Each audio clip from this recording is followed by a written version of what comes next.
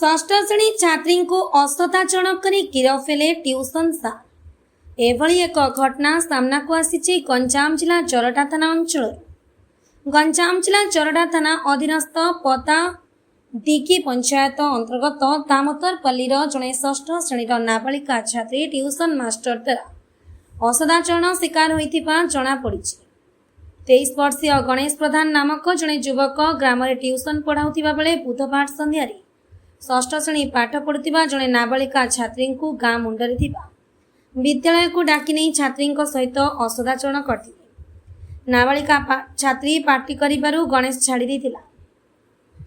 ନାବାଳିକା ଝିଅଟି ଘରକୁ ଯାଇ ପରିବାର ବର୍ଗଙ୍କୁ ସବୁ କଥା କହିବା ପରେ ପରିବାର ପକ୍ଷରୁ ଜରଡ଼ା ଥାନାରେ ଲିଖିତ ଅଭିଯୋଗ କରିଥିଲେ।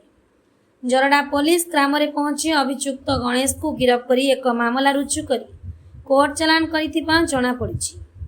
ଗଞ୍ଜାମ ଜିଲ୍ଲା ପ୍ରତିନିଧି ଅମରେନ୍ଦ୍ର କୁମାର ପଟ୍ଟନାୟକଙ୍କ ରିପୋର୍ଟ, ଓଡ଼ିଶା ଟୁଡେ।